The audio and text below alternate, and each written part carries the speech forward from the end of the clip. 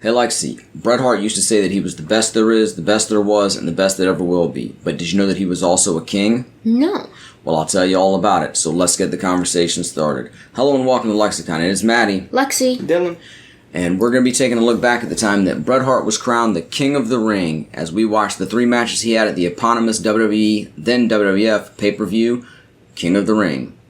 Now, back then, the King of the Ring had been around for a while as a one-night tournament on the house shows or untelevised events, but this would be the first time that it was ever a pay-per-view, expanding the WWE pay-per-view universe from the Big 4 of the Royal Rumble, WrestleMania, SummerSlam, and Survivor Series to the Big 5. Nice. With the debut of King of the Ring on June 13th, 1993.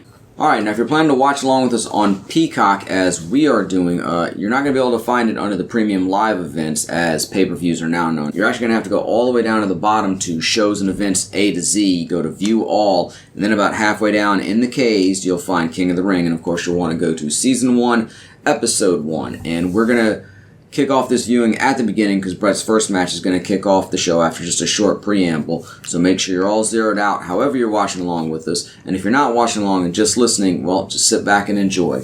I'll give everybody a countdown. I'll say 3, 2, 1, play, and we'll all play together on play. Anything y'all want to add before we get started? I don't believe so. No.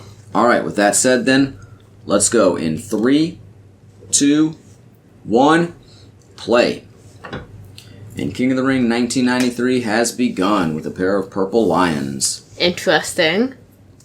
I actually like this opening. Vince McMahon's doing the narration. You can't hear, of course, but if you're watching with the audio on, you would be hearing. I like that King of the Ring logo as well. But Yeah, I like the way nice. they're going to lay out the brackets here for the tournament and quickly go over the matches. I think this is a good way to get things started and set the stage for the show. Big flash of the little logo thing there. And we have Bret and Razor, which is going to be the first of the matches we're going to be viewing. Now, we're only going to be viewing the 3 Bret Hart matches, of course, so we won't see these other matches. But, yeah, Mr. Perfect versus Curtis Hughes. Mr. Perfect will win and go on to face Bret in the second round. Spoilers. Hacksaw Jim Duggan against Bam Bam Bigelow. Bam Bam will get the win and move on to the second round. And Tatanka and Lex Luger are going to go to a draw, giving Bam Bam a bye into the finals. Buy? What's he gonna buy?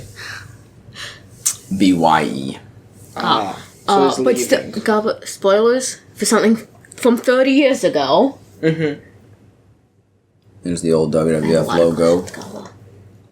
Look, And there are your give me commentators for the event. The Macho Man, Randy Savage, Jim Ross, and Bobby the Brain Heenan. Of course, Macho Man and Bobby the Brain Heenan both no longer with us. Jim Ross still alive and kicking and occasionally doing commentary on AEW and a podcast. His shirt No, is it's Grilling JR. sparkly. His whole outfit looks sparkly. But Jim's yes, definitely.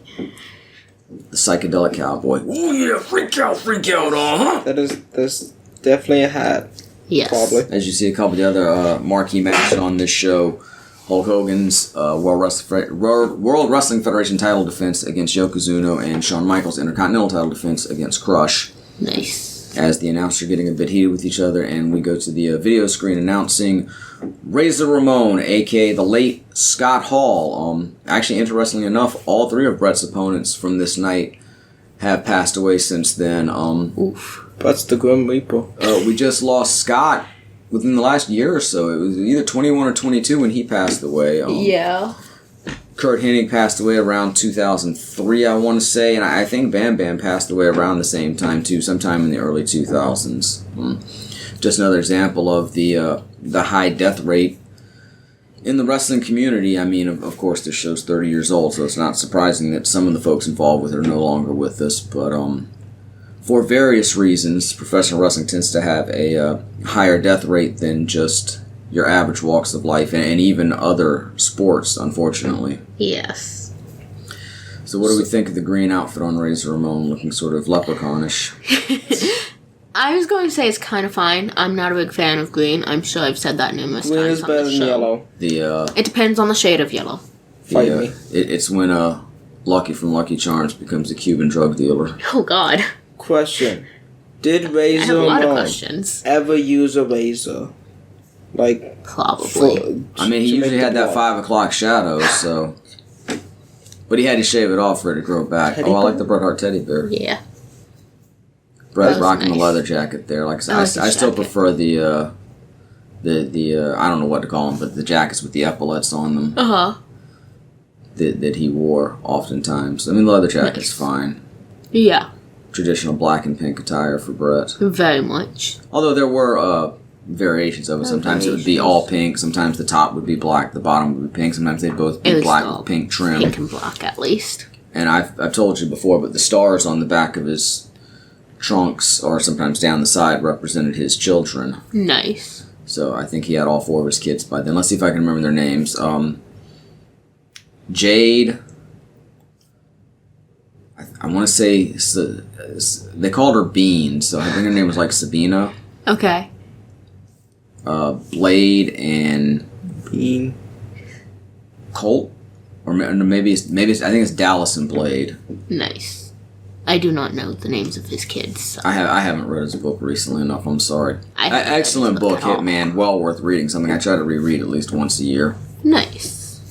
Right up there with Mick Foley's first book, Have a Nice Day, is the best wrestling books ever in my estimation. Nice. I've never read a wrestling book.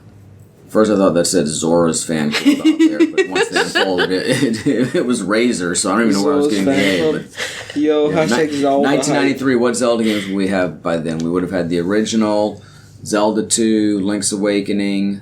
Link's Awakening would have been by 93, right? Mm. A Link to the Past definitely was. I'm thinking Link's Awakening is like 92. So probably with those Game four. Boy Color? Oh, it's Game Boy Color? No, not originally. It was No, Game I'm Boy just originally. saying, when was Game Boy Color? I don't know. I got my Game Boy Color for Christmas in 1998. Damn. Yeah, I have no idea. But the original Game Boy was like 89, so I got my original Game Boy from the insurance we got from from Hurricane Hugo and my swing set getting destroyed. Nice. I got my Game Boy and my first color TV. According to this, Game Boy Color was released October 21st, 1998. So So yeah, definitely no Oak of Ages and Seasons. Yeah, no, not at all. It would have been Ocarina of Time, of course, is 98 as well. Is Ocarina of Time the next Zelda game after Yeah. Link's Awakening? Wow. That's a pretty big gap. Also has nothing to do with professional wrestling, which is what we're supposed to be talking about. I mean, Razor is wearing the colors I'd associate with Zelda. There you go, Razor Ramon is Link. New Videotic Theory? No. I can't even make that work. Matt Pat, you can have that one. We believe that the WWE takes place far, far into Hyrule's future, Or past. with the spirit of the hero reincarnated into a wrestler. Oh, God.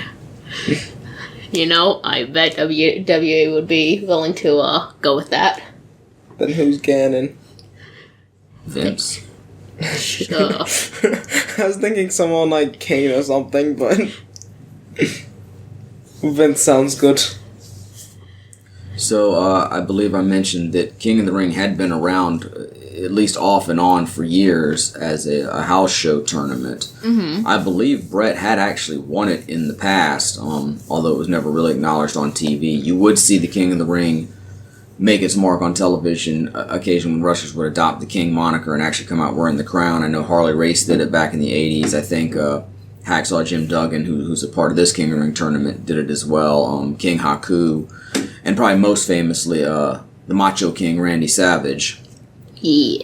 But this is the first time they really made a big thing of King of the Ring, as I say, as it became a pay-per-view mainstay for the next 8 to 10 years or so. Nice. I think it's come and gone a bit over the years. I believe it was around last year, but not as a pay-per-view or, premium live event. Interesting.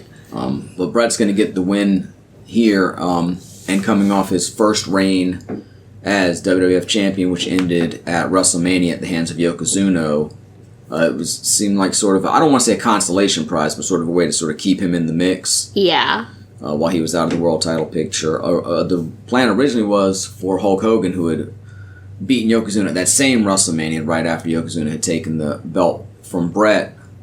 The plan originally was for Hulk Hogan to drop the belt to Bret at SummerSlam, at least depending upon whom you believe. Mm-hmm. But apparently Hogan didn't want to do that, so he wound up dropping the belt back to Yokozuna at this pay-per-view. And Yokozuna would go on to defend the belt against Lex Luger in that, I don't want to say the match was bad, but the booking was bad after the big build-up of Lex Luger being the big American hero and the Lex Express, and then, he wins the match by disqualification, and Interesting. never gets a hold of the World Wrestling Federation title. And you saw a lot of comparisons drawn between that and Cody's misfire at WrestleMania. Not misfire, that's not the right words, but the lack of a good resolution to Cody's story at WrestleMania. Yeah. I know I brought it up in the article that I wrote on WrestleMania this year. Very nice. But Bret Hart, I mean, obviously he was a single star by this point. He'd had runs with the Intercontinental Championship, and he just came off his first World Championship run, like we said. But I feel like this is the night that Bret was really firmly established as a superstar in the World Wrestling Federation with his performance this night. And being crowned the first, not the first King of the Ring, but the first King of the Ring in the King of the Ring pay-per-view era. Yeah, I like the yellow logo on that black. On the ring apron you're referring to. That looks nice. You know, Also makes me think of Star Wars, but it still looks nice. You know, when I first heard pay-per-view, I thought instead of being pay-per-view, I thought it was pay-per-view. Because of the way it's said. And what sense would that make? It doesn't make sense, but I understand where you're coming from. Pay-per-view. Yeah. You don't say pay-per-view. Say Nobody pay-per-view. puts a break between the pay and the pay-per-view. You put more break between the pay and the per and the view than the pay and the per. Really quick, let me bring attention to what's going on in the match. You just had Razor Ramon stomping Bret's hand there. According to Bret in his book, Pat Patterson, who was the main booker along with Vince McMahon of the World Wrestling Federation at the time, had told Bret not to win any of his matches with his finishing move, the sharpshooter, aka the Scorpion Deathlock, the move invented by Masa Saito and made famous by first Ricky Chosu and then Sting and then Bret. Nice. For whatever reason, they didn't want Bret winning any of his matches with that move, so Bret and Scott set up this spot here where Scott would injure his fingers where Bret couldn't clamp the hold on in any of his subsequent matches or this match. I like that they set up an exclamation. An exclamation? Yep. An exclamation point. That's my new finisher. Running power slam by Scott Hall there. That's Bret Hart's brother-in-law, Davey Boy Smith. That was his finishing move. I want to wrestle, but all the moves are punctuation. He was, Davey Boy was in WCW at this point. He had gotten fired from the WWF the previous fall for receiving shipments of HGH, human growth hormone. The punctuation, man. Can you name that many punctuation marks? Got exclamation point. We got the period. I'm forgetting names. That's it? I know. Well, I'm thinking column, but column isn't one. I'm tired, okay? I'm ashamed as your father, as your teacher, as your friend, and as your podcast partner. That's what's called. Great. Question mark? Semicolon. I'm with Maddie on this. Yes, question mark. Semicolon. Comma. That's what's called. Yeah, that's one. Okay, great. You're a little over halfway there. Apostrophe. Oh, okay. That's not really punctuation. That's punctuation. That's like a grammar Define mark of punctuation. stuff. Wait, are we looking for a certain number? Did he mention a number? He said he wants to wrestle with that many moves, so I was basing How it many on moves? our fictional I didn't thing. say a number. I just said with all the Like moves 11 being or 12. punctuation. So I was basing it on our fictional wrestling. How many moves we're using it? That's comma punctuation, but not. Because it's used in in the sentence. Our situation. fictional wrestling game, as you say, our fantasy wrestling game, which is not like other fantasy sports where we base it on what happens in the real life sport. I mean, it's based on that, but we don't. It's like 2K before video games. Well, we don't pick active performers and then base our wins and losses on what they do in the ring. Rather, we create our own fantasy wrestlers, and it's dice based, sort of like D&D, but not nearly as complex. Yeah. Dungeons and Dragons or any other tabletop RPG that's based on dice. But it's also been informed by King of the Ring, because every year we do a tournament. It's usually not a one-night tournament. we usually do. Stretch it over several of our events. We but just recently did ours. ours is the king of the deal, because every match is a spin the wheel and make the deal match, so everyone's a gimmick match.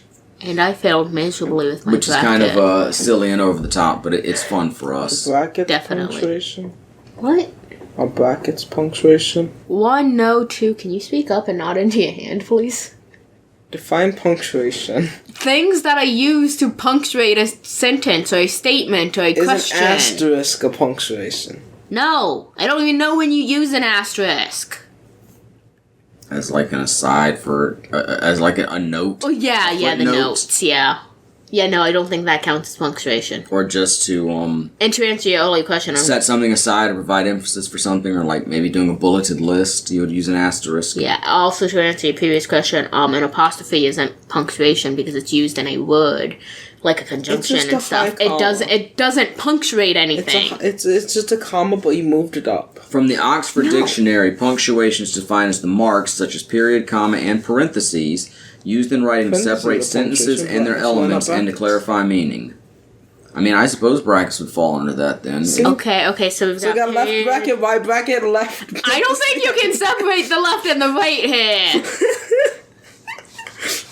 Fine, just brackets and parentheses. What's the other one? Oh, that'll be like the Squiggly one. submission moves. The brackets. Is that just another Oh, he's got him in the brackets. He's tapping squiggly out. bracket thing? Oh, there's Does it have an actual name? I don't know. Probably. I just call them squiggly brackets. Oh yeah, the ones like. Yeah, the Yeah, ones she that doesn't would code. that look as a mustache. I see all the ones in code. I see parentheses, brackets, and those in Yeah. coding. Let's see if they have a Is it name. grave a punctuation? Brett with the reversal on the belly to back the suplex grave. gets the win, and he moves on in the tournament. Nice. What do you call Also, they're called braces. There you go. Dave That Nelson calls from the it Wrestling submission. Observer gave this match, I think, 3 1/4 stars. I think Wade Keller from the Pro Wrestling Torch, which is my preferred wrestling newsletter, gave it 3 3/4 stars. But it's a very solid match, definitely in the 3 to 4 star range. All of Brett's matches this night are very good. I'd say they're all right in the 4-star range. Nice.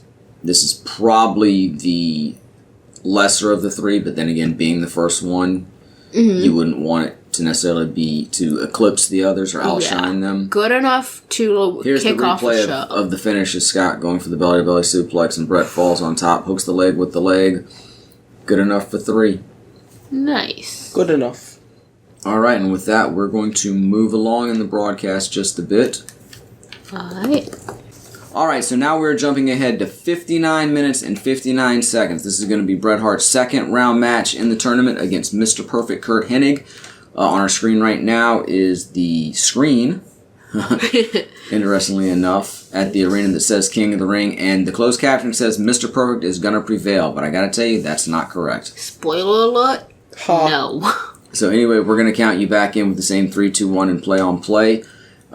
3, 2, 1, play. But just try and tell And me now that the screen the exclamation changed to point Bret doesn't Hart. sound like a And finishing he is move. walking out. It doesn't sound like a great And now we're out of finishing move, scepter. though.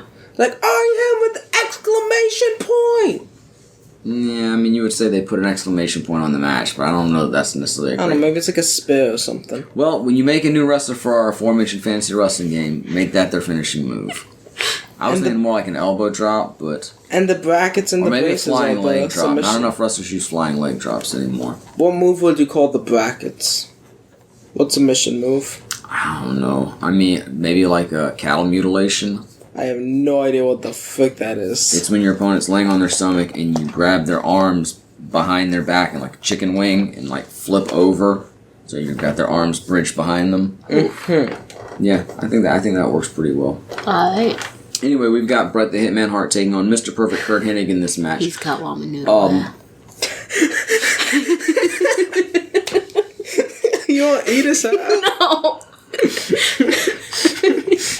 On the show, if we can get back to serious business for a minute, just before this, there was a really fun interview with me and Gene Okerlund, R.I.P., interviewing Bret and Mr. Perfect, where they had some playful interaction with each other, teasing each other about whose dad was tougher than whose, because both their fathers were also professional wrestlers. These are both second-generation stars. Very nice. Definitely worth the watch. It wouldn't have meant as much without audio. That's why we chose not to watch it here.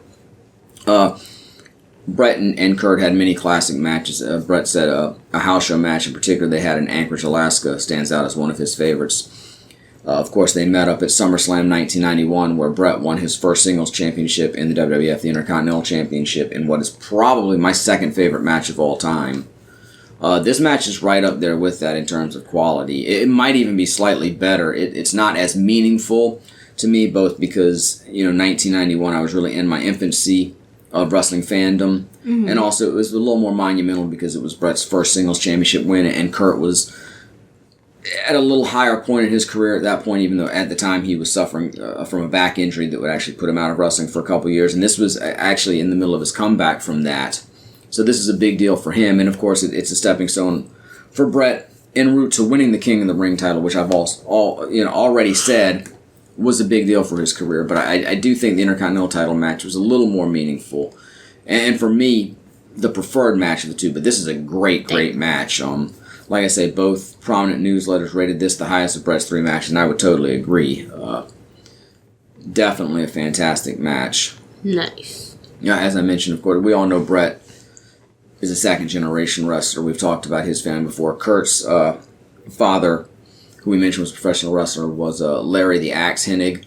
And Kurt's son is also a professional wrestler. He wrestled for the WWE for a while under the name Curtis Axel, which I assume is a tribute to his father and his grandfather. Curtis, like Kurt Hennig, and Axel, like Larry the Axe. His real name is Joe Hennig, and I don't believe he's with the company at this point. But does Bret have kids? Bret, yeah.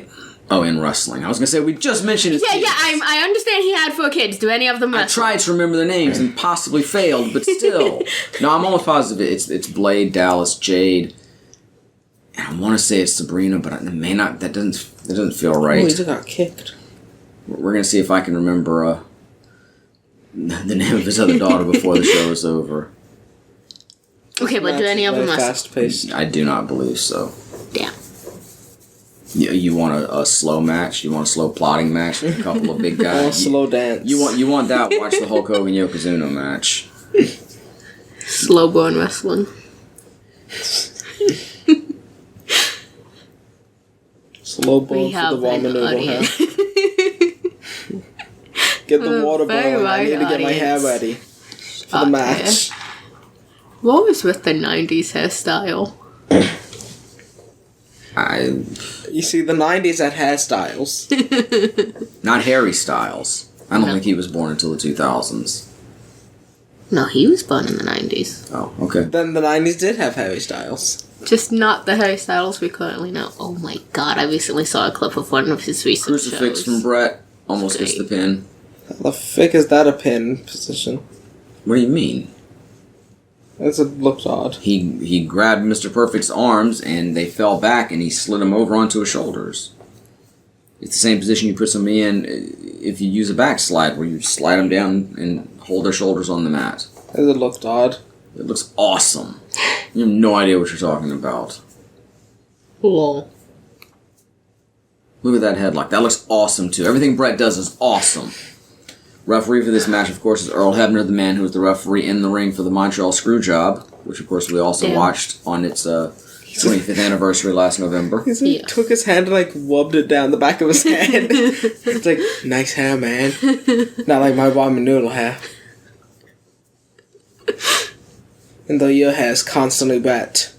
Like you just took a shower. All of the hair looks wet. Like between every match you take a shower. It was the 90s.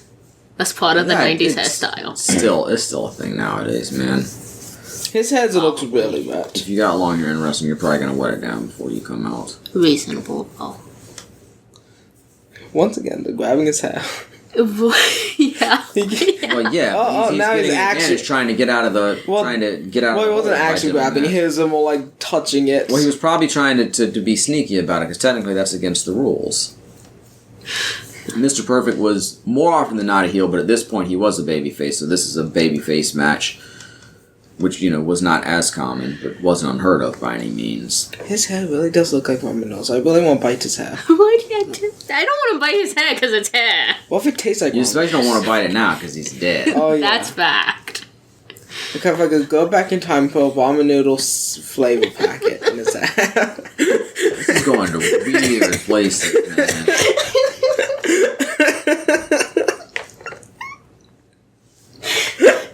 Go by, I'm judging you. Ow. But Little Orphan Annie's out in the crowd. Okay. Or maybe Wendy from... Look at that red hair. Oh gosh. I mean, it just stands out. It does. Some Wow. white hair. Yes. Oh, Bret is out of the ring again. Yes. And that guy has lost a strap of his singlet thing. Oh, yes. Strap was down. Do you think the other strap will be lost? It wasn't uncommon for a wrestler to pull the straps down to signify, oh, now this is I'm recharging. Is he just sitting there? Interesting. He's holding the ropes open for him. Remember, this is a babyface match, so he's showing sportsmanship. Oh, not too much though. He was just Still a wrestling match. Look, I'll let you in the ring, but as soon as you're in, you're getting kicked. Reasonable. Mr. Perfect with the black and blue singlet there, where the front is all black with just some blue on the back. At SummerSlam 1991, the singlet was mostly blue with just some black on the back. Interesting. But he had Bret tear it off him at the end of that too, so Interesting. sort of appropriate that he's wearing a different singlet now. Yeah. Different style singlet, of course. Obviously, he wasn't going to wear the same one. He wasn't going to just, all right, Bret, I need that back so I can stitch it up. He just rips it off again at this one. What move was that? A knee lift? Interesting. It was definitely an over-exaggerated one. Yeah. He's like slapped the referee. Pushing him away. And back out of the ring. He seems to be awfully heelish for a babyface. He's wrestling aggressively. And it's also not uncommon when you have two baby faces in a match that one will wrestle as a heel for that particular match. Not even, not necessarily even trying to get the crowd against them or anything, but he will just be the more aggressive one and more heelish in his actions in the match. Somebody in the crowd was just like so excited in the previous shot. The closed caption there just said flesh on flesh. Someone's leaving. I just like to take what they're saying just out of context. Ooh, love that flesh on flesh, huh? Oh god. Nothing better than flesh on flesh. Make you freak out, huh? Make you want to snap into a Slim Jim. Yeah, dig it, huh? On to the Alex fucking dies episode. Bottles. Bret was in the Pepsi. Yo, that Pepsi? That was Pepsi. Yo, throw a Pepsi at him. 5 years later, there'd be coolers of beer at ringside for Mark Eaton to toss to Stone Cold. Right now, there's Pepsi. Nice. Imagine he just picks some Pepsi, chucks them. You imagine Pepsi Man appeared as a wrestler. Oh god. You are not making your next fantasy wrestler Pepsi, man. I'm drawing the line there. I'm just saying, I want it to happen at the next punctuation mark WrestleMania. moves. You cannot have Pepsi. I want it to happen at the next WrestleMania. I want Pepsi Man to come out. Would it be better and than freaking- what we witnessed at this last one? Or whatever debatably. we watched. This past year's WrestleMania was great until the finish of the main event. Half of it was great. I'll take Pepsi Man. No, it was time. all really, really, really good until we got to the finish of the main event. And the main event was really, really good too until the finish. Jim Cornette called it a 5-star match with a 1-star finish, and I think that was a very appropriate way to describe it. Nice. Well, obviously the best match was Snoop Dogg. That was not the best match, but it was an It was interesting decent. moment. It's It was entertaining. a nice bit of improv by Snoop and the WWE crew. Very, very impressed. Kurt going to the top rope, not something you would often see from him. And the referee is Very yelling nice. at him for some reason. Dude. I don't know. What about a match? Pepsi Man, Drop kick. Prime, Kool-Aid Man. Just Prime. The Like Prime Optimus? drink thing. You know Logan Paul wrestles. Yeah, we don't need him.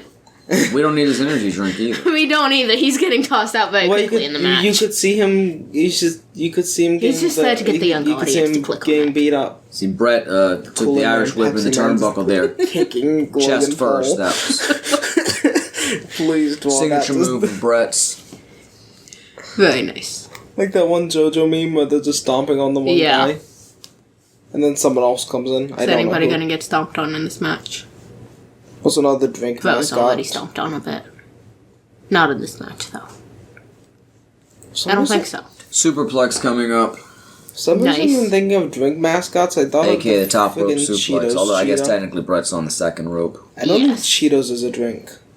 If you're drinking Cheetos, I have some questions for you. I thought he said Cheetahs, which is no less strange. I have more questions if you're drinking Cheetos. Cheesy Cheetos. But wait, Cheetahs is in plural large jungle cats, or Cheetahs is in cheetah apostrophe S is in something that belongs to the cheetah? Yes. Yeah, I was thinking plural. What is a third drink mascot? I can only think of two drink mascots. Bret is working on Kurt's knee What here, is ostensibly to flips? set up for the sharpshooter, which is a Uh-huh. move where he holds a... Well, actually, he's putting him in the figure 4 here, which is completely appropriate, because that does work the legs, so... Good job by Bret. Master technician. One of the best wrestlers ever. I shouldn't have expected any less from Bret. I was just going to point out that oftentimes wrestlers who use the sharpshooter will work a wrestler's legs to set it up, but the sharpshooter really hurts your back more than your legs. And I mean, I'm sure if you have an injury to your leg and it's crimped in that position, it's going to hurt. But the sharpshooter, much like the Boston Crab, is a move that's going to hurt your back more so than your leg. Interesting. Now, what free jump? And I didn't. But one thing about the figure 4 leg lock and wrestlers working over the leg is they'll often work the knee that ends up getting bent in the figure 4. In the figure 4, you end up with one leg bent and crossed over the other leg, forming what looks like a 4. And, the pressure would actually be on the straight leg. Mm-hmm. The leg that's bent over would be pushing down on the knee while you're pulling up on it, putting the pressure on that knee. But you usually see wrestlers work the knee that's going to be bent. Interesting. Which I always thought was stupid, but I guess, let's make it simple. Oh, that's the one that's bent, so clearly that's the one that's going to be hurt. And again, if you have an injury to that leg, I'm sure it's going to hurt. Yes. To have it forcibly bent, but it's not being bent in an awkward way. Yes. Grabbing his leg. Little leg hop. Now he's going to go for the sharpshooter. No, still just working over the leg. And I like the strategy of working the leg, and I like the fact that he put the figure 4 on, but like I say, it's not a good way to set up for the sharpshooter, which, again, he's not going to win the match with it because that was the plan, but still, within the context of the match, he would be working toward getting his finishing maneuver on. Yeah. It feels like every time you mistakenly say he's going for the sharpshooter, you gotta praise him a little bit. I'm sorry. I am sorry. I did not mean to underestimate you. I didn't get that vibe at all. He literally said he was going with the sharpshooter, then spent 5 seconds like, he's a master technician, best in the field. Well, no, that was earlier when I was pointing out that I thought because I was sort of impugning him a bit by saying, he's working the leg to set up the sharpshooter, which is a back hold, not a leg hold. Mm-hmm. I mean, it's technically a leg hold, but it works the back more than the leg. Yeah. And then point out that no, he was actually setting with the figure 4, which makes perfect sense. Here we go, he's going to toss him by the hair. Damn. Signature Kurt Hennig offense. The way he flew. If only his hair was ramen noodles. I don't think that would have improved the situation. If only glued a brick of ramen noodles to his hair. No, if you're talking about bricks of ramen noodles being glued as hair, that would be Justin Timberlake in the 90s. I think the 90s. I'm not going to question it. I'd say early 2000s. Was it early 2000s? Maybe late 90s. Somewhere during the Y2K time period. Which would literally translate to year 2000, but... Yeah, I know, but I'm saying as far as like the whole aesthetic situation, it's just late 90s, early 2000s. Well, look, we've always pointed out how the beginning ends of decades into the beginning of the next decade tend to look more alike than early in a decade compared to late in a decade. Like, late 70s looks a lot like the early 80s. Late 80s looks a lot like the early 90s. Late 90s looks a lot like the early 2000s. Much more so than just, 90s looks like this, 2000s looks like that. Bret got the ropes. As Kurt has him in the sleeper hold. Are you gonna let go, bro? Or? Nope.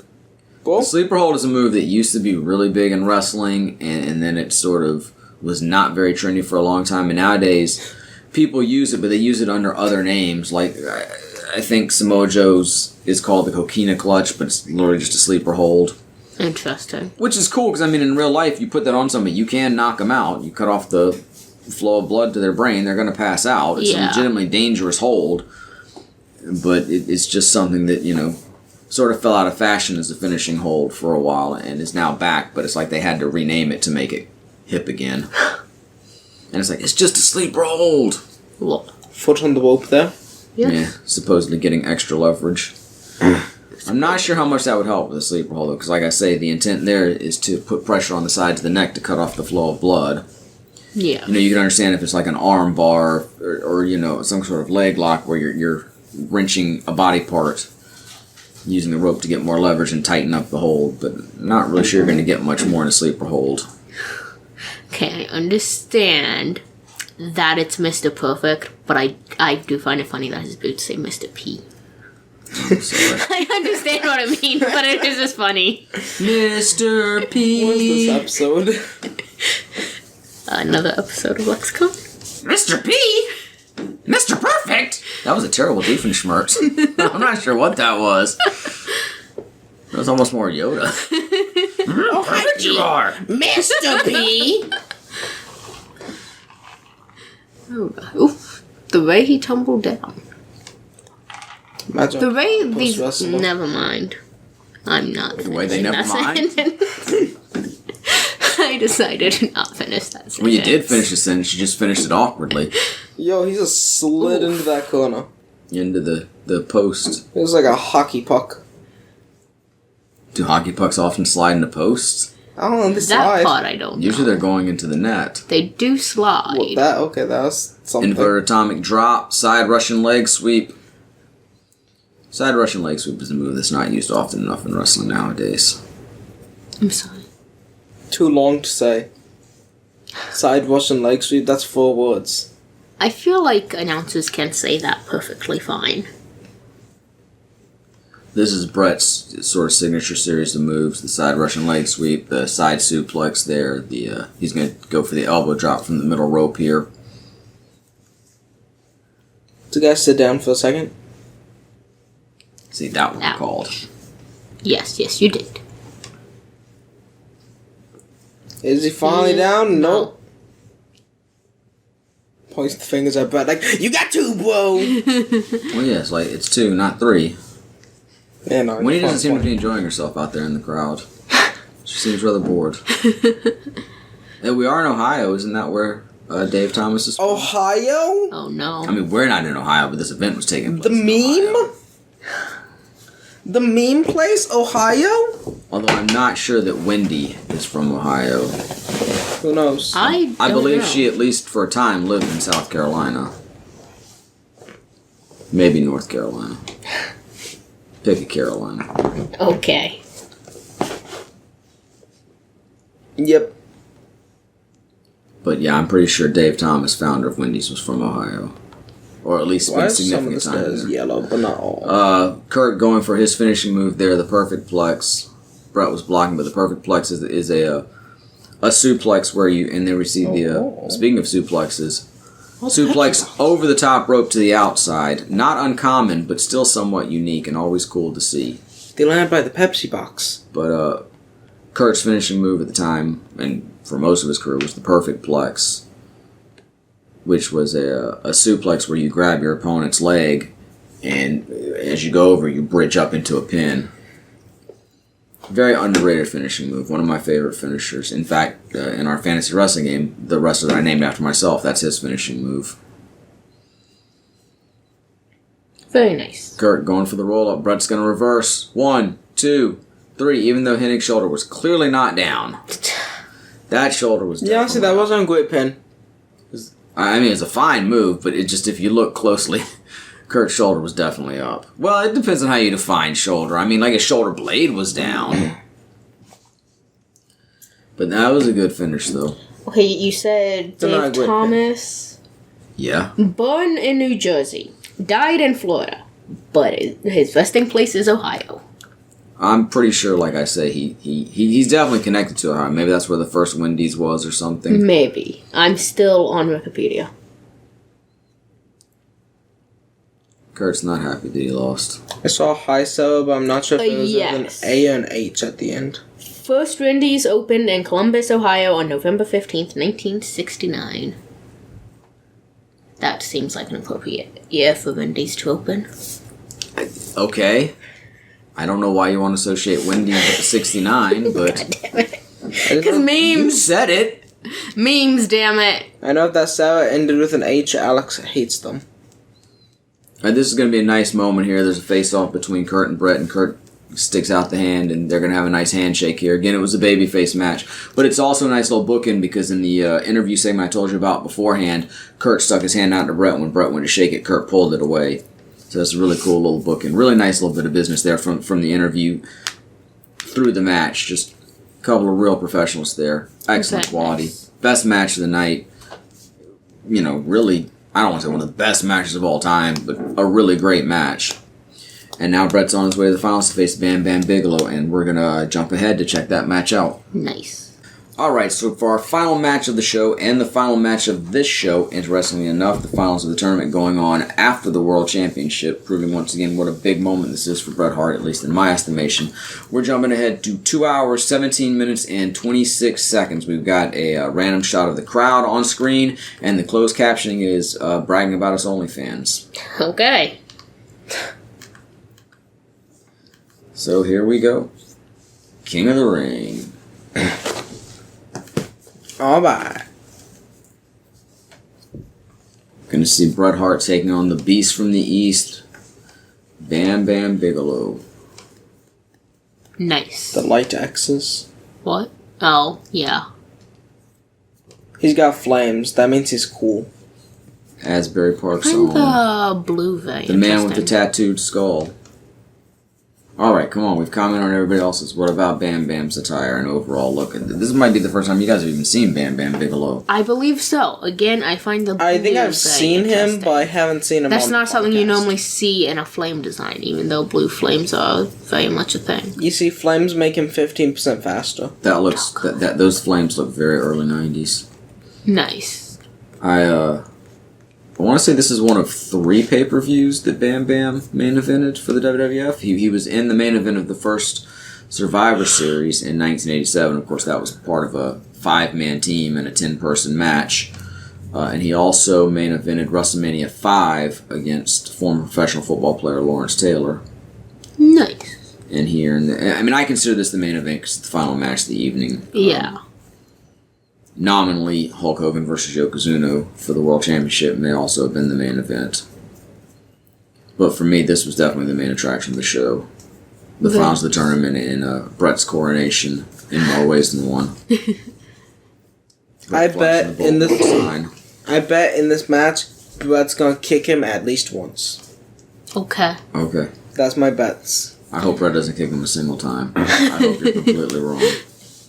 I just hope it's a If good he match. doesn't kick him a single time, I'll be surprised. I mean, in fact, that's fairly common in matches. Yeah, one of the commentators was saying this match had a 1-hour time limit, which is interesting because if it had gone an hour, it wouldn't have been shown on pay-per-view because they were going to be out of time in about 40 minutes. I think pay-per-views had to be off the air like 5 minutes before the top of the hour or so the satellite could reset. Interesting. So yeah, if they went a full hour, It would have wouldn't finished. have been good. We would actually see something similar to that at a Halloween Havoc 1998 for WCW where the show ran long. Uh-huh. And a lot of people missed out on the main event. Our cable company at the time showed a replay right afterwards. Yeah.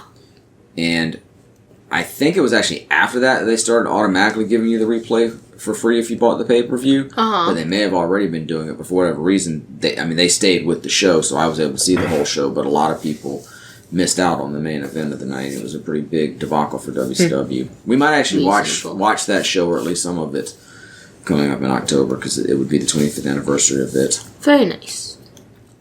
And there's the flames on the back of Bigelow's top, almost like a pair of C's facing each other. I just realized... Technically, one would be an inverted C, but... I don't know if it's the way it's designed or the way it folds, but the flames don't line up. Doesn't make him look fat, though.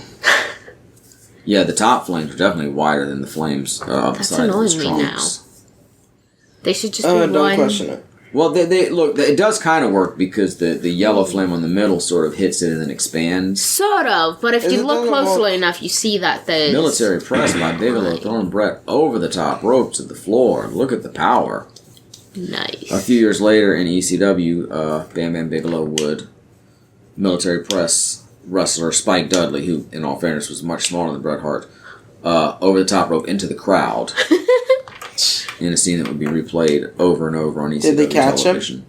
The crowd? Yeah, no, they just all parted like the fucking Red Sea and hit the concrete and died. Oh, God. I mean, yeah, I guess they caught him. As much as you can. How many fell? I don't know. We'll watch that sometime. Either on the show or just... Has a kick been thrown yet? I wouldn't watch it. I don't know. I was too busy you do a running my mouth push-up about other kick? stuff. No, he did a diving headbutt. No, I said, do you throw a kick? No, he said, did you do it? He said Said. something about a push-up. What? Yeah, but before that. Oh. We're just all over the place now. Do you not throw a kick? You throw a punch. No, you throw a kick. Yeah. Throw That doesn't make sense. Well, I mean, it makes as much sense as throwing a punch. It's not like I'm I don't know. removing Throwing my a punch fist and makes more launching it at sense you. to me. Would you rather Would be you tossing fire a a kick? I don't know. Lift a kick? Won't fire kick also work? Huh? Won't fire kick also work? Fire kick. Don't you fire punch, fire kick? I suggested fire a kick, but you're saying fire kick. No, I'm saying fire kick. Well, you're running the A together with fire. Saying fire and A the way they say pay. Puh. Fire kick. No, pay-per-view may just run together, but he's just losing a word altogether. I'm saying A. It's just running It together. sounds like you're saying a spell from a role-playing game. Fire-a. Fire kick. Honestly, it didn't even sound like that. It sounded like fire kick to me.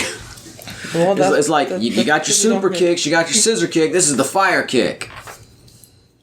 I mean, he has Johnson fire. with the fire kick! That's gotta be all, Rhett!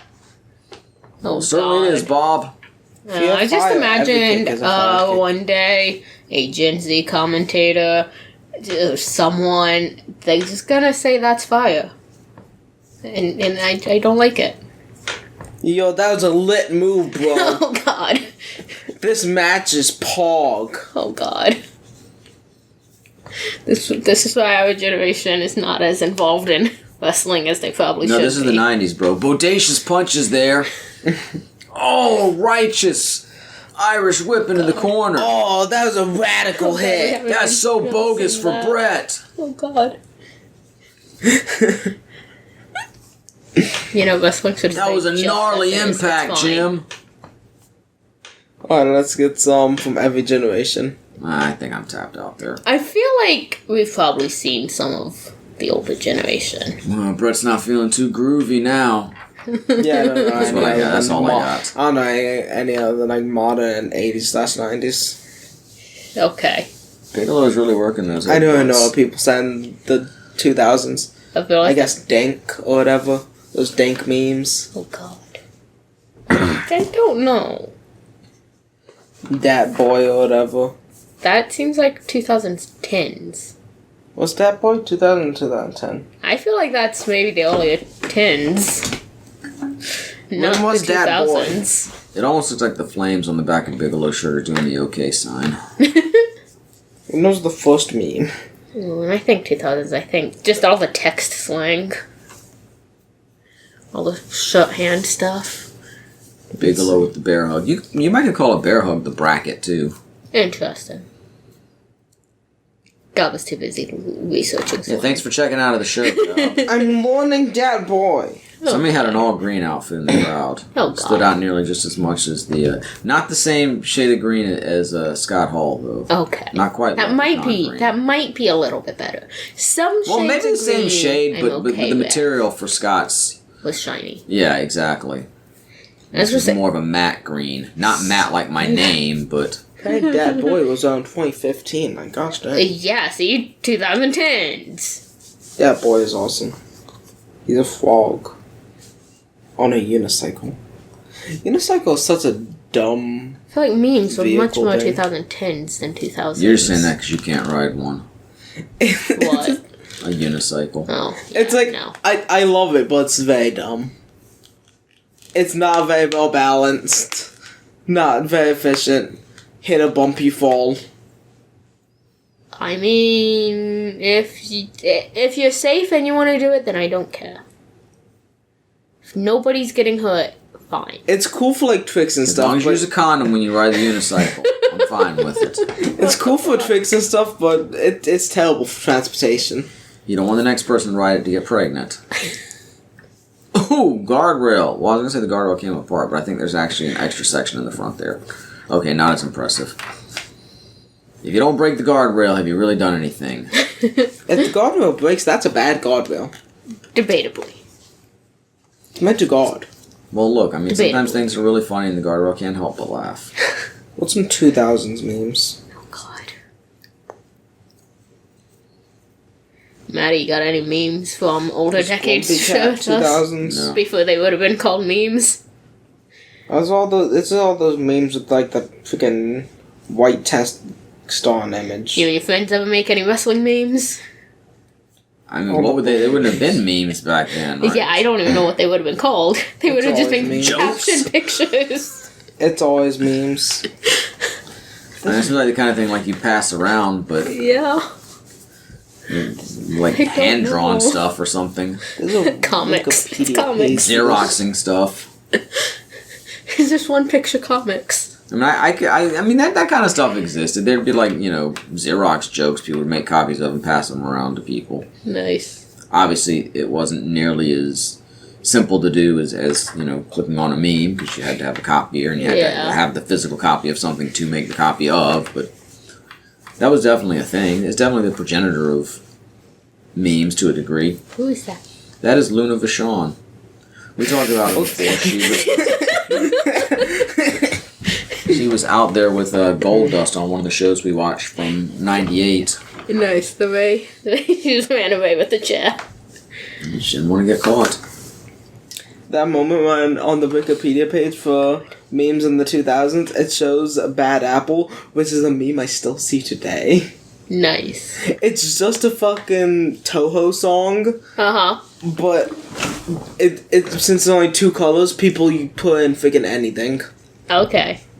Just like the music video for it. Okay. Because there's only two colors and you can play Bad Apple. Minecraft freaking picture frames or whatever. A calculator. Very nice. That guy just jumped off the top, I think. Yep. Yes. Diving headbutt. Probably hurt. Probably. I'm sure a lot of things in wrestling hurt. Last time I checked, that's like 90% of wrestling. You have hurt, and you have entertainment. Okay. We got a bit of a false finish here, or a dusty finish rather. The referee counted the pin on Bret, but now referee Earl Hebner's out here to let him know that Luna came out and hit Bret with a chair. Oh, so she did get caught. She did, but not by the ref in the ring. Oof. Typically, that does Right. Usually, an official's not going to come out from the back, except for when it's convenient. Yeah, it's like 50 people can run It's out like of woman it's reigns on match, TV. but- We've got it recorded. We could easily see it, but no, didn't catch it at the time, so we're not calling it. But every now and then, it's like, oh no, we saw that one. 50 people in a woman reigns match. Don't bat an eye. One person in a match against Bret. How dare they? That was 30 years ago. Not technically going to reverse the decision, just going to the pinfall doesn't count. They're going to restart the match or continue the match. Interesting. So an interesting call there too. I mean, technically, if the grounds for not counting the pin are that Luna used the chair, the match should be over via disqualification, and Bret should have won. But there's not much consistency. Look, wrestling rules are more like wrestling guidelines. If that. D&D. These Look, are like, you can't throw a punch. Do as you see but, fit. yeah, no. It's like those laws where it's like, you can't have a fridge by the border at 3 a.m. while a deer watches you. And, okay, I know that's not actual law, but there are odd laws like that. Yes, there are. But I have questions illegal to about kiss a that. man with a mustache on a Tuesday, or can't eat an ice cream cone in public on a Sunday. Very odd laws. Yeah. Okay, the Flames are definitely out of sync at this point on the show. Yes. As the match has progressed, the Flames have moved. Yes. Yeah, it's like Let's enjoy the slot. At first I That's what the thought captain it was just Sergeant one Slaughter? big suit, but it's obviously not. Oh, well, yeah, no, it was always a top and a bottom. Yeah. Man, it's not out there in a onesie, bro. I was gonna say, Yeah, I guess I don't know it's that it too should be 2000s. one solid piece, but like those flames should have really been designed. I guess to it's be too one solid covering to be a thing. onesie. I mean, Bret's outfit's not one piece either. No. His more obviously divided, though. In fact, Bret's is 3 pieces. He's got the singlet, he's got the long tights, and he's actually got trunks over those tights. If I'm not mistaken. If he does, it looks Pulling his seamless. fists up. Well, you can see a seam Interesting. right there on the side of his shirt, so clearly that Yeah. blows your theory out of the water. I know, I was saying about the, Yes, The I Titan understand. I was thing. making a joke. I was making a meme before it was a meme, damn it. Memes. Bigelow with a submission backbreaker on Bret. I find funny how in the memes on the world ends with you. They're like you to collect like information, but they call it memes. Interesting. I find that hilarious. Now that's a game that would have come out after the invention of memes, right? Yeah, that game has like a freaking 2000s aesthetic and everything. Speaking of the world ends with you, that's one of my... Actually, no, that's not. Well, it's technically one of my wallpapers, but it's actually near the world classic ends with you. raise the arm, and if it drops 3 times, the wrestler's out and the match is over, and then nope, on the third one, arms up, I'm not out of it. There's still some fight left in your hero. Yeah, the world ends with you was 2007.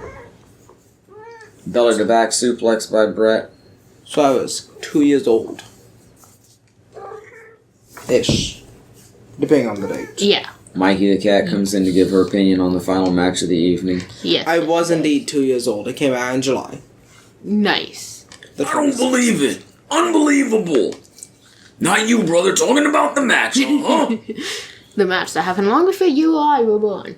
What sports team jersey is that fella wearing in the front row? I think it might be an Indianapolis Colts jersey. I was going to say, I have Number 28, no 93. I have Marshall no Faulk idea. had been on the Colts then. I missed my butt hooks. This is June. This might have been the year. I'm thinking he went pro in 94, though, so... Could that be Eric Dickerson, maybe? I'm trying to think. I mean, Ohio, you would think, we'd have a Cleveland Browns or Cincinnati Bengals jersey, but neither one of them would be blue. Has Bret kicked Sorry, him it's been yet? bugging me the whole time. He's kicked out of a few pins. I wasn't watching. Has that I been haven't kicked? written- Look, Witness man, anyone you get were on kicked. kick counting. I'm sorry if you didn't watch. Welcome to Bret will LexiCon kick bonus smokes. bits where we go back through and watch for the kick. Interesting shot. Sort of once ironic again. to say, considering the way Bret's career ended.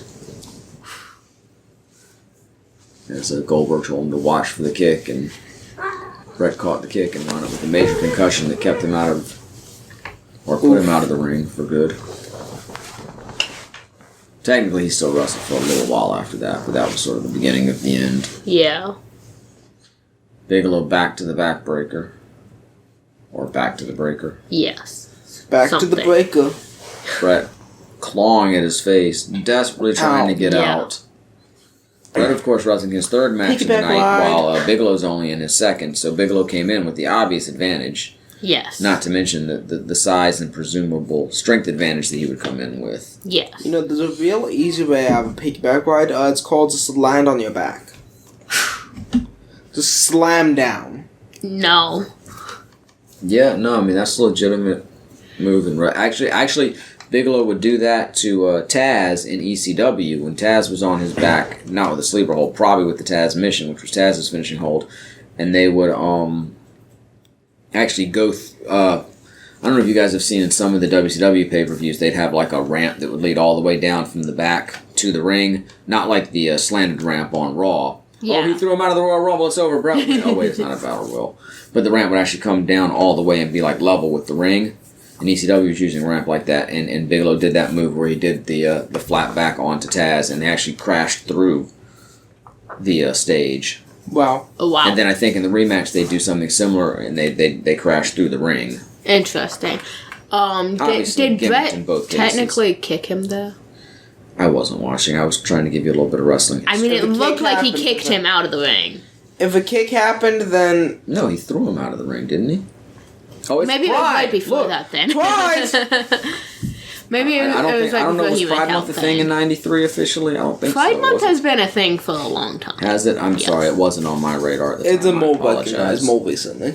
Yeah, Pride Month, dig it. Why'd you give me an iPad? Because I picked up the cat. I don't have the cat anymore. All right, here we go. Elbow Kick drop him. from the second rope. Kick him. No, he's going for. Well, Bigelow's going to get up. So, Bulldog from the second rope. This is why you don't have your back turned.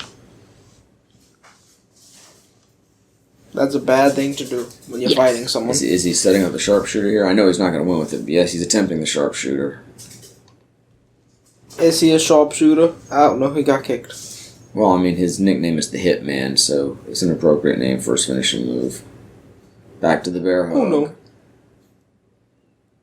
I believe Bret is biting him there. Ooh, Bigelow's landing on that. That's very similar to the way Bret won his first match against Ramon with the reversal of the belly to back. Too bad he didn't have the ramen noodle hair. Okay, guys, I have some Pride education for us real quick. Even though it had been celebrated for more than 50 years, Pride Month was officially declared by President Bill Clinton in 2000. See? So I think I was totally fair. Officially, it hadn't happened yet in 93. Oh, here we go. But Bret's on Bigelow's shoulders. I believe the finish is coming here. With the roll-up. And we got a King of the Ring. Nice. 3 excellent matches from Bret Hart. An incredible performance. Really a star-making performance. And it's not fair to say that Bret wasn't a star coming into this, but his star was really solidified at this point as Macho Man comes in to give him a hug. Nice. Macho Man's very Without excited. the hat. A very macho hug. He left already. Man, Macho's in and out in seconds. Hey, man. Oh, it's with an H. Alex hates them. It might be quick, but it's good, If your name is so with an H, Alex actually hates you. Tony That's Gray not on true. the outside I had a with friend Bret. whose name was spelled that way. Renee They're no longer your Goulet. friend, are they? Actually, they are still my friend on Facebook. Oh, dang it. Yeah, but it's on Facebook.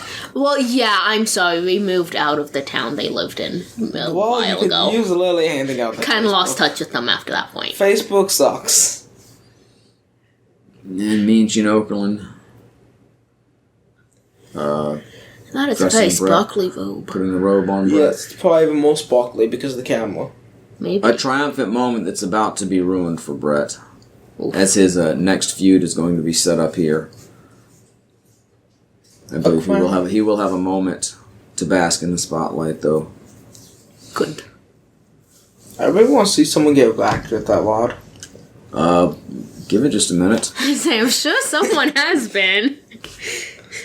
Oh god, it looks spiky. Somebody That's like mace. somebody called him the first King of the Ring. As I said, that's technically not true, but the first King of the Ring of the pay-per-view era. Like I said, a little awkward because guys would wear the crown and carry the King moniker on TV. Like I say, Harley Race, Haku, Hacksaw Jim Duggan, and Randy Savage, who we saw, were all known as the King on WWF television.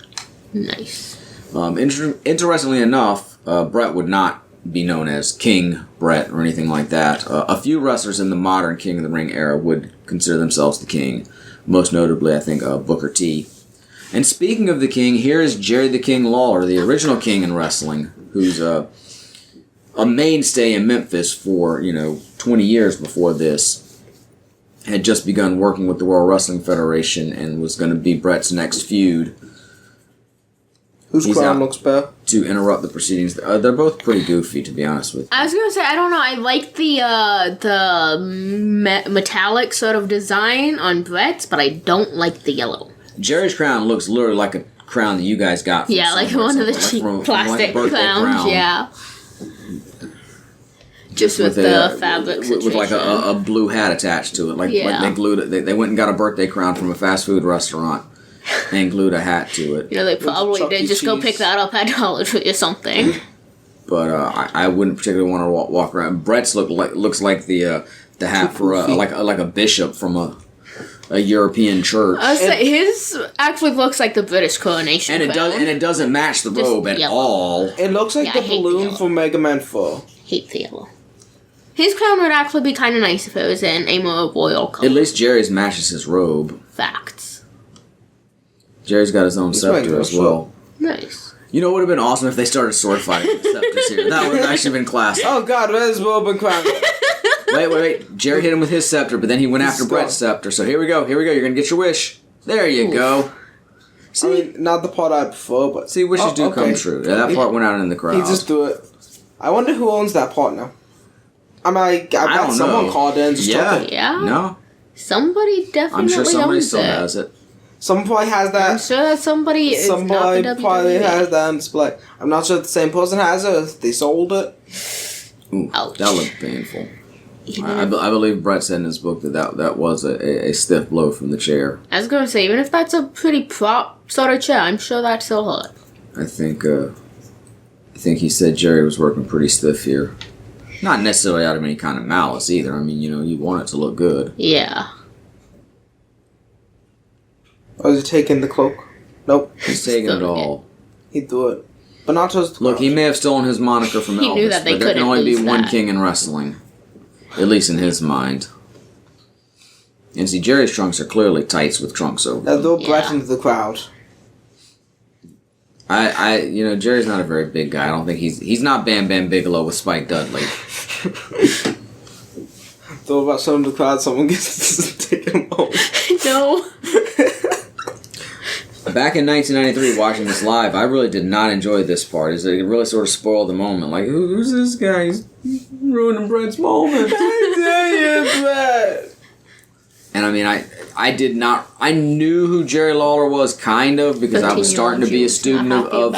I was starting to be a student of history when it came to wrestling, but I didn't have the appreciation for Lawler that a real student of the game would have. So I was kind of like, this guy looks like a goof. Why is he beating up Bret? Reasonable. And there we get our copyright notices to see that Hulk Hogan, Hulkster, and Hulkamania are all trademarks of Marvel comic groups. Very nice. Or Marvel Comics Group. Yes. I believe we've talked about that before. I believe And so. if not, as we'll well. talk about it again some other time as we wrap up our look at the 1993 King of the Ring. Really a good pay-per-view. I mean, even Bret's 3 matches notwithstanding, it's a very solid show, but those 3 matches all being at or around 4 stars really elevated the show. And like I said, a star-making performance for Bret. Yeah. In many ways. Excellent show. And sort of a turning point kind of show where we're really transitioning away from the old, with that being Hulk Hogan's last pay-per-view match for the WWF for, I want to say, 9 years? Damn. I think 2002 when he came back, as far as actually in a match, would have been WrestleMania 2002. Damn. So this is really sort of a changing of the guard type show. Nice. Nice. That's all I ever get from him. He condescend much. You're just like, oh, that's nice, dear. Was the show nice? Did you enjoy the matches? Yes, the show was nice. Okay. Nice. We hope you think so too. It was fun to go back and look at wrestling from 1990. This is definitely the butter zone for me when it comes to wrestling. And Bret, of course. Definitely entertaining. At this point in 1993, Bret was probably my favorite wrestler, and he may well be my favorite wrestler of all time. I mean, then and now, it's Bret, Shawn, and Ric Flair, so a really fun night for me back then, and I really enjoyed sharing it with you all, and with you all out there in podcast audience land. Yes. I think that's an odd way to phrase it, but It's a work in progress. there you go. And I guess our show is still a work in progress even after 10 years. That's right. Our next episode is actually going to come a week early, as we're going to be celebrating our 10th anniversary on the show. Yay! So we're looking forward to doing that for you next week. And until then, when the conversation will continue, I am and will continue to be Maddie. Lexi. Dylan. And this is LexiCon concluded. Bye! Yeah, freak out, huh?